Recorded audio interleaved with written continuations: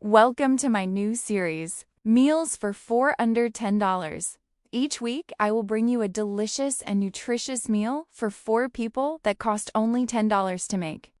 Each video will include the recipe and grocery list, as well as tips and tricks. This week, we are making tacos, a balanced meal that is fun for the whole family. When saving money by cooking at home, it's important to incorporate meals that feel like you are eating out.